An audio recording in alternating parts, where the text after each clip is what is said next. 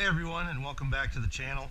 On this series, we're going to be working on a 2011 F-150. What it is in for is it's going to be getting replacement wheel arches on the bed on both sides, and we're going to replace the cab corners on both sides. I wanted to talk a little bit today about patch repair panels. There's a million different places to get them from. What you want to look for is quality, fitment quality, as well as decent sheet metal. I mean, you can get them down to as thin as 22 gauge. Now, from my supplier, I got a little marked up in shipping, but it comes with this nice E-coat, and this one is, I believe, 18 gauge. Now, they do come quite oversized. I'm not going to be using the whole panel. You guys probably can't see it on the camera. Let me get a flashlight. But in my neck of the woods in the salt belt, this is what happens. I'll try to put it off to the side so you guys can see. But this whole area here is just full of rust bubbles, and you can actually see it's starting to poke its evil head through. Now, you might ask yourself, why don't you just sand that back, throw some fiberglass filler in there, and paint it? Well, let me tell you, it will come back to haunt you, bite you right in the butt. Right behind this piece right here, where the outer bedside bolts to the inner wheelhouse, they use panel bond along with compression welds underneath. But there's panel bond in here which acts like a foam, and this just soaks up moisture, and you're going to have it all the way through here. So you grind this back. First of all, if you grind this back, there's going to be no metal left. None. If you see it like this on the outside, it's going to be that big once you get in there. So what I like to do, that way we don't have comebacks, is to cut out. I'm going to go right about here with it, cut this whole section out, and replace it with a section from the patch panel. Now, I know you guys probably don't like it, but let me show you what rust does in my area.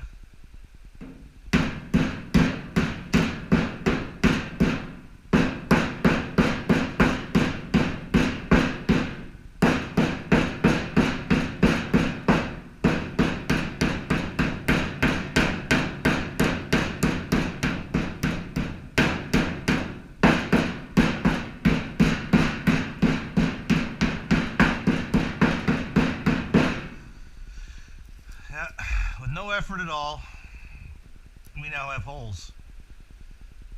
Actually, I wouldn't be surprised. Looks like, no, we have holes. So, like I said, it's not even worth your time trying to grind this down or anything. Looks like someone's already been in here for a repair or two.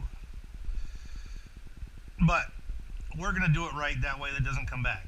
If you just fix this area here, it's going to come back here. So, what I'm going to do now is I'm going to take my patch panel, figure out exactly where I want to cut this down, and then I'll go ahead and cut it out with just an angle grinder. And then when I get it cut out to where I want, I'll bring you guys back on and show you when I lay it up there where we're going to cut, and then we'll do it up.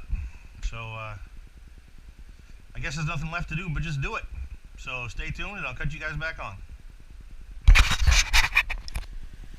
Okay, so now we have our patch panel cut out, and all I've done is set it up on the truck exactly where I want it, and used a clamp just to hold it in place temporarily. And there's many ways to do this. This is just my way that I do it. What I'm going to do now is just take a regular Sharpie and trace the outline of my patch panel.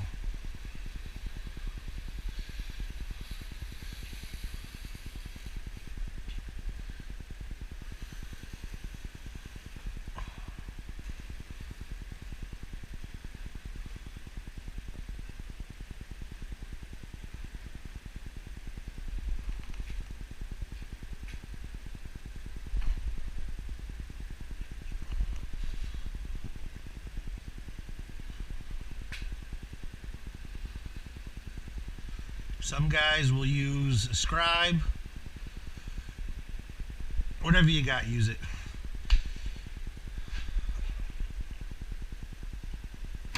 Now we have where our patch panel is going to go. So this is where it gets time consuming, because you're going to want to take it very slow. I would say to start with, just cut up to your line all the way across and your marks. You can always fine tune it afterwards.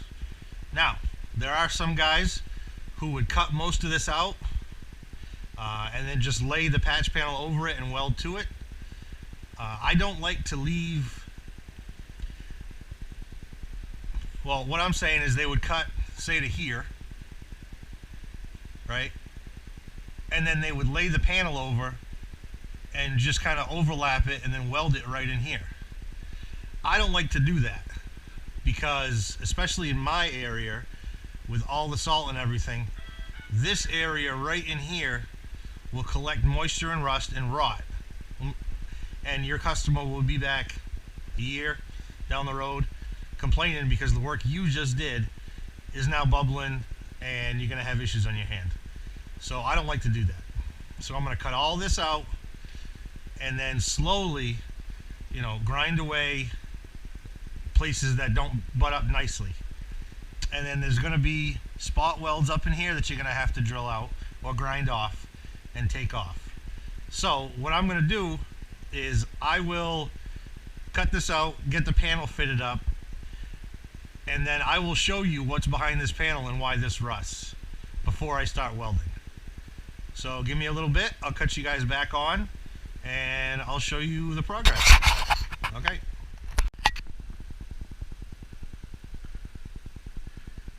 Alright guys, I've got the panel cut out, and as you can see,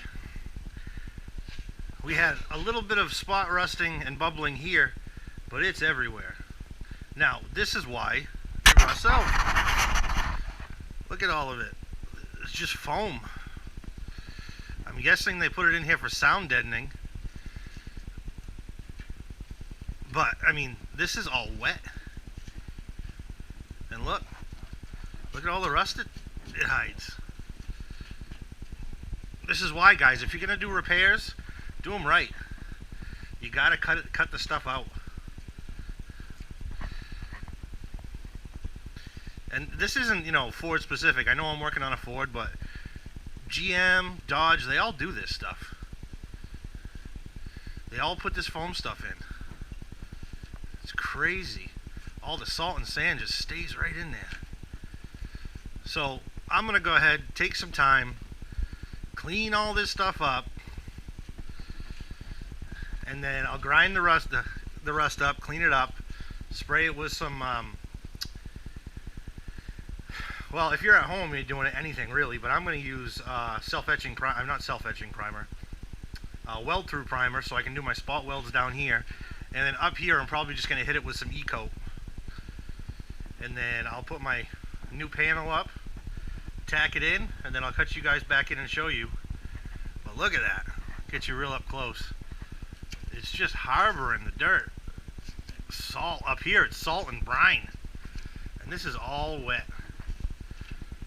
So, I mean, if I had just ground that down and filled it, this moisture would have wicked its way through, and this repair would have come back to bite me in the behind. So, if you're going to fix things, guys, do it once, do it right, keep a good name for yourself, and the customer will be happy, and you'll have people come back to you. Alright, I'll turn you back on in a bit. Okay guys, so this is what it looks like after I've gone ahead and repaired the inside. I took off all of that foam, cleaned up all the rust, just used a wire wheel and some 36 grit Scotch roll-lock discs. And then I went back and coated it with a coat of self-etching primer, and then what I use is by SEM. It's Easy Coat. It's an aerosol form of the epoxy coat that they put on panels from the factory. I did 2 coats of that. This is just giving it, a nice chance of being a long-lasting repair. After the repairs are done and the bed's repainted, I will go back, and this one is going to get oil undercoated. I'll show you that in a different video, but I'm going to really try hard to get it up in here and where the seams are from the backside. I think personally that just taking that foam out is going to do wonders, and he won't have the same problem coming back. I've done a lot of these, and it always seems to be they rust here, and the cab corners and the rockers. Up here, cab corners and rockers are, every vehicle. They just go. But on these vintage F-150s, it seems like, and the Chevys and the Dodges, they all have what it is the panel bond they use inside here. When it dries, it's like a foam. So it just holds everything in there. It's horrible up here. You guys in Arizona, New Mexico, you don't deal with it, but man, the rust is bad up here. Also, if you guys have a different repair that you've done to these, let me know in the comments. I'm always up for suggestions. This is just what I do, and it seems to work well. But if there's something else out there that I just don't know of, let me know. We can talk about it, and maybe I'll try it out. I also use this. Let me show you. So this is going to be my patch panel. That's going to go up in here. But I know it comes with an E-coat already, but I scuff them down, and I go ahead and I put my spot weld holes in there, and then I put 2 coats of this on the backside. I'm very big on long-lasting repairs, so I try my best to make sure that my repairs are going to last as long as possible. I mean, we live in a pretty rough environment up here, so I do my best to make them last as long as I can. Alright, so with that being said, the next step is to just get it done. So I'm going to throw these patch panels on, get them tacked up, and the next time you see this bedside, the panel will be on and welded and ground down, and we'll be ready for some body work. Alright guys, catch you back on.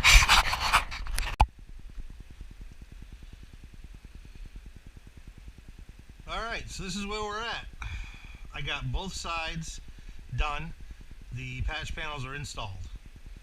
If I can give you any advice to it whatsoever, is take your time, move along with your weld. Start in one spot and just do little tacks all across. That way you don't build up too much heat. You start building up heat in any one area, and this whole side is going to start warping. Now that goes the same for grinding. You don't want to stay in one spot too long. Just move it back and forth. Keep going. You can generate just as much heat with grinding. So when you're done, it should look something like this. It doesn't have to be perfect. You can still see I got a little, the welds are a little high, but that's okay. We're going to finish it out here. So what we're going to do now, I went over, after everything was done, I went over and etched all the metal in with 80 grit. You can use 40, you can use 36, you can use 60, just something nice and aggressive so that our filler has something nice to stick to. What I do now is I am going to do my first layer with 3M fiberglass filler. Let me go get it for you so you can see.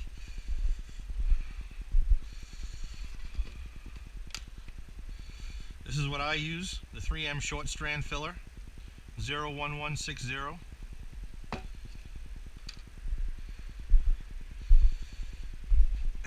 And we're not going to go crazy with it. We're going to go over all of the areas that we welded together. That way, if there are any minuscule pinholes, we will be able to seal it up and have a watertight repair. The last thing you want is to leave a pinhole so that way water creeps in there. And I'll tell you what, the first time it gets moisture, wet out, whether it's rain, snow, or just a humid day, fillers and stuff, they're made of talc. Well, most of them are talc based, and they will suck up the moisture, and you will have a bubble pretty quick, within a day or two, and you'll have to redo the whole thing. Trust me, ask me how I know. So what I'm going to do now off camera is go ahead and apply my short strand, sand that down, and then bring you guys back when I'm going to do the filler, and then we'll go from there. All right, catch you later.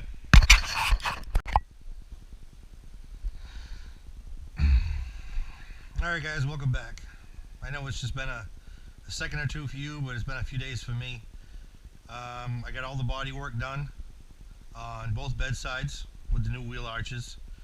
I got it primed up, and then what I did was I put it outside for a few days, brought the cab of the truck in, and replaced both cab corners, did the body work on that, got that in primer. So now that this is fully cured up, because I used high build primer, I'll actually show you what I used. It's like a Tamco commercial over here.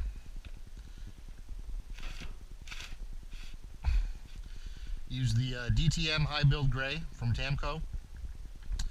It's a really nice product. I've used it before and I like the results, so I'm going to keep using it. So what I'm going to do now, just got some regular old flat black paint. I don't have dry guide coat. It's much more expensive than just buying a paint can. I'm going to spray the side of the bed down and start blocking it out. These are just a few of the blocks that I'll be using. They're all by Durablock. I got some 400 on there. Now I know a lot of guys do different things. Some guys will dry sand it with 320 and then wet sand it with 400. I've just never been a fan of wet sanding the primer. Makes a mess all over the floor. I mean, so does dust, but everything's wet. You gotta dry it off before you paint, make sure it's really dry. So I go ahead and I just dry sand it. If you have any differences with that, just leave a comment down below and we can talk about it. So I'm gonna get going on this. I'll block it out, and then I'll bring you guys back along for the painting process. We're gonna do a coat of sealer, 3 coats of base, and 3 coats of clear. So stick around and I'll catch you guys back on. Alright, take care. Alright guys, so I've got the truck bed all blocked out and taped off, and I had to put some self-etching primer in a couple spots that I cut through, but not a big deal. So I just wanted to go over a couple of things I'm going to be using today. For the sealer, I'm going to be going once again to this 5310. This high build gray primer, one of the reasons I use it, one, it's an awesome primer, but two, when you reduce it 4:1:1 with your reducer, it makes an excellent sealer, butter smooth. So I'm going to start off with a coat of sealer from Tamco, and then for my base coat, I'm using Chromax by Axalta. This one's going to be Ford Color White. YZ is the paint code. That's Oxford White, along with their base maker. And for the clear coat, I'm going to try the Tamco HC 1100, the overall clear. This isn't a custom paint job or anything. We're just trying to get it to match the finish of the existing truck. So we're going to be using that. I've read some excellent reviews of it, so we're going to give it a shot, along with their clear coat hardener. It's about 72 degrees in the shop today and about 50% humidity, so I'm going medium on all my speeds. So let me get some paint mixed up and we'll get shooting. All right.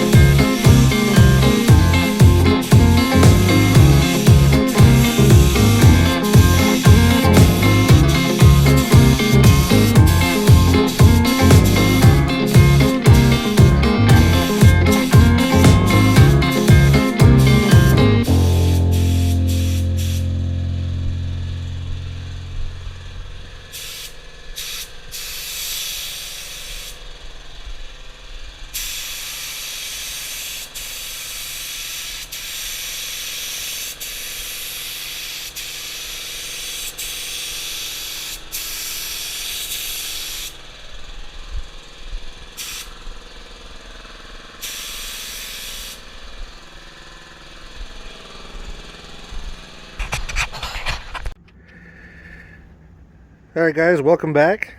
This will complete our video on the 2011 F-150. Just a recap, this came in for new wheel arches on both sides, along with new cab corners. I apologize for the lighting. It's not the greatest out today, it's not sunny. We did also upgrade the sticker package. The customer wanted it more blacked out, so we went with the, I think it's 17 and up sticker package, which is more blacked out than his original. We also went with Raptor tail lights. His old tail lights, where all the black was, it was chrome, and he wanted it differently. As you can see, nice weather out we're having. Same thing on this side.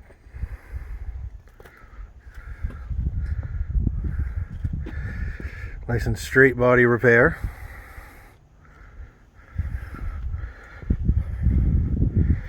Along with the cab corner.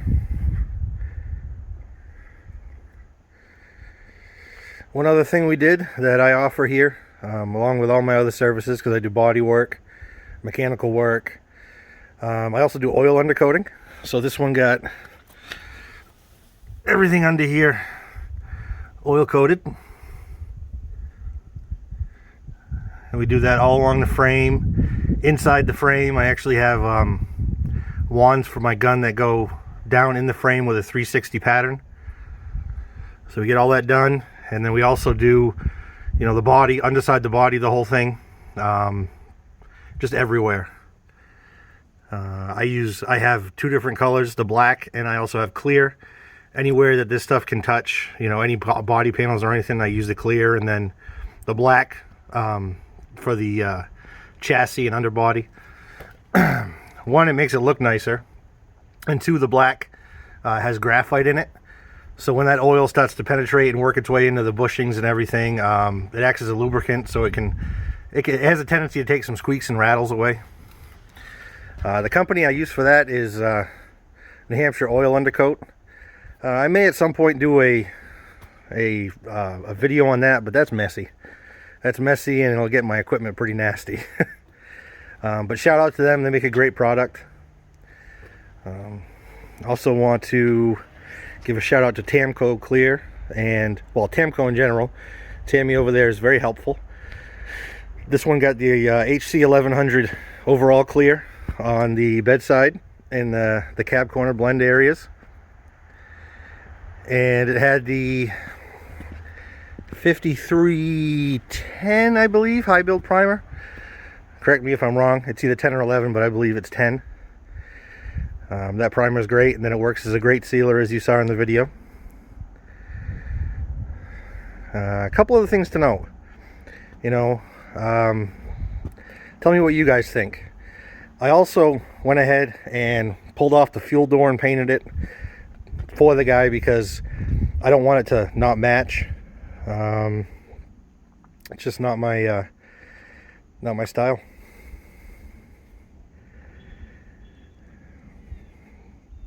Now, I did have some trouble. This car had been repainted once before in certain areas. I don't know if you can tell the difference on video, but right here, it's like a shade off on this side. Sometimes there's nothing you can do about it, guys. I mean, this is a 9-year-old vehicle going on 10. So, you know, the clear coat fades. Everything fades. So don't be surprised if things don't exactly match. It's very difficult. But I think it came out really great. And thank you guys for watching. Hit that subscribe button. Leave me any comments that you guys would like, and we can discuss anything you'd like to talk about. Alright, thanks for watching. Have a great day.